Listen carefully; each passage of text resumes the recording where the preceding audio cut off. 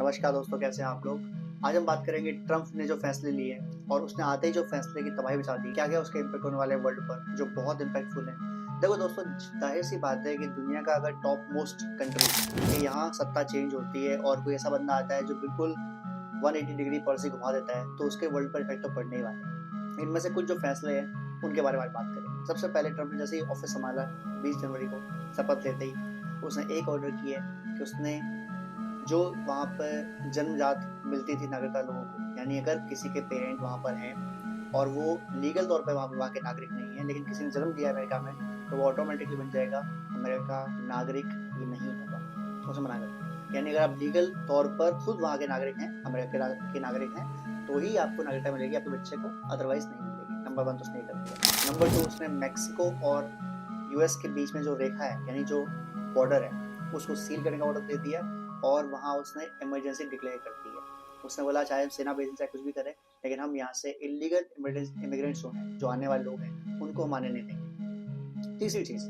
उसने ये कहा है कि there will be only 2 genders, male and female, यानी कि उसने ट्रांसजेंडर को इलीगल कर दिया है यूएस के अंदर। नंबर 4 जो उसने कहा है, उसने खुद को WHO से अलग कर लिया है और उसने बोला है कि ऐसा इसलिए कर रहा हूँ क्योंकि चाइना ने जब वायरस फैलाया था, कोविड वायरस जब आया था, तो WHO ने उसको बहुत सी गलत तरीके से हैंडल किया, जिसकी वजह से वो इतना फैला, वरना वो पहले रुक सकता था। उसके साथ ही उसने अपने आप को पेरिस जलवायु जो समझौता था उससे भी खुद को अलग कर लिया। यानी ट्रम्प ने बोला कि अब हमारा जलवायु समझौते से कोई लेना देना नहीं है, we are separate from it, हम इसमें अब हिस्सेदार नहीं है। इसके साथ ही उसने क्या करा है, कनाडा के ऊपर 25% टैरिफ लगा दिया आते ही। इसके साथ उसने ये भी कहा है, ट्रम्प ने ये भी कहा है, फैसला लिया है कि हम पनामा नहर को वापस लेंगे और हर हाल में हम ये बर्दाश्त नहीं करेंगे कि जो चाइना है वो वहाँ बैठ के यूएस के नेवी शिप्स को या यूएस के शिप्स को टैक्स वसूल करे या रोक लगाए या टोक लगाए, बिकॉज पनामा नहर हमने बनाई है और हमारा हक है और हम लेके रहेंगे। क्या इसके लिए जंग की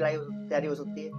क्या और तरीके हो सकते हैं? तो बहुत तरीके हैं। जंग सबसे आखिरी ऑप्शन होता है। हालांकि उसने खुद को बोला कि मैं एक शांति दूत बनकर रहना चाहता हूँ, पॉसिबिलिटी है ये भी, लेकिन वो ऐसा आदमी सर पे आदमी वो कहेगा तो कर देगा, तो पॉसिबिलिटी ये भी हो सकती है कि हमला करते हो।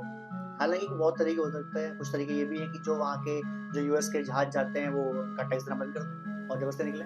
जब ऐसा होगा तो लड़ाई होगी, लड़ाई होगी तो देखी जाएगी। पुश करते हैं ना किसी को आप, पुश टू द वॉल, कि अगला बंदा खुद आप पे हाथ उठाए, फिर 2 झापड़ मारो पीछे उसको, कहो कि आपने पहले उठाया था। ये तरीका किया जाएगा और सही भी है वो। अगर वो चीज़ बना रहे हैं और पनामा को दे रहे हैं, पनामा वाले उनको चाइनीज को दे रहे हैं, चाइनीज कंट्रोल कर रहे हैं, तो ये कौन बर्दाश्त करेगा? ये पैसे हमारे लगे हैं और मालिकाना कोई और देता रहा है और हम ही टैक्स दे रहे हैं अपने पनामा नहर को यूज करने के लिए जो हमने बनाई है सारी। Not possible. ट्रम्प ने एक और फैसला लिया है कि अगर कोई ड्रग्स तस्कर पकड़ा जाता है अब, तो उसको कोई नॉर्मल चोर उचक्का नहीं माना जाएगा, बल्कि उसको टेररिस्ट में काउंट किया जाएगा। और टेररिस्ट का मतलब है सजाए मौत, हैंग टिल डेथ और डेथ बाय इंजेक्शन, जो भी हो मार देंगे आपको, छोड़ेंगे नहीं। उसने ये भी कहा है कि हम अपने पास जो हमारे भंडार है ऑयल एंड गैस के, हम उनको ड्रिल करेंगे। उसका एक फेमस नारा है, ड्रिल बेबी ड्रिल। इसका मतलब होता है कि खोदो, तेल निकालो और दुनिया को बेचो, दुनिया की अर्थव्यवस्था को अपनाओ, अपना बनाओ। उसने ये भी कहा है ट्रम्प ने कि हम चाहते हैं कि US must be again manufacture hub, जो सबसे बड़ा था पहले अब वापस बनना है। एक धमकी जो उसने सबको दी है, चाइना तो उसके टारगेट पे है, डायरेक्ट बात से मालूम पड़ता है। चाइना को उसने नाम भी लिया और खिलाफ नाम लिया। उसके अलावा ब्रिक्स देशों को उसने धमकी दी है। उसने कहा जो जो कंट्री ब्रिक्स देश में शामिल हैं, इंक्लूडिंग स्पेन, इंडिया भी शामिल है उसमें, भारत भी शामिल है, चाइना भी है, रशिया भी है, इन सब पर 100% टैरिफ लगाएंगे। हालांकि आपको पता ही है मोदी जी और ट्रम्प का याराना चलता है और आपको पता ही है कि उन सभा जब वो सभा चल रही थी जहाँ वो इनोवेशन में शपथ ले रहे थे, अपनी सामने बैठे थे डॉक्टर जयशंकर, तो भारत को जरूर रियायत मिलेगी इसमें। जैसे भारत को पहले मिली थी जब भारत ने S-400 परचेस की थी, तो भी छोड़ दिया था ट्रम्प ने, कोई दिक्कत नहीं है। वहीं सेम टर्की ने लिया था तो उसको लगा देते उन्होंने प्रतिबंध अपने, लेकिन भारत पर उन्होंने से कोई चीज़ नहीं की, क्योंकि भारत से प्यार भी है और भारत की जरूरत भी होती है। अगर भारत पर टैरिफ लगाएंगे तो उल्टा उनका नुकसान है, हमारा नहीं। तो ट्रम्प ने जो आते फैसले लिए, कड़े फैसले लिए, उसने ये भी कोशिश जाहिर की कि जो उसके ऑफिस संभालने से एक दिन पहले ही जो बंधक थे हमास से छोड़ने शुरू कर दिए और इसराइल हमास में डील भी हो गई शांति की। ये बहुत अच्छी चीज़ है।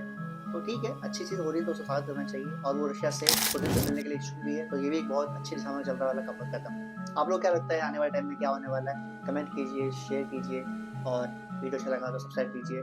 जय हिंद।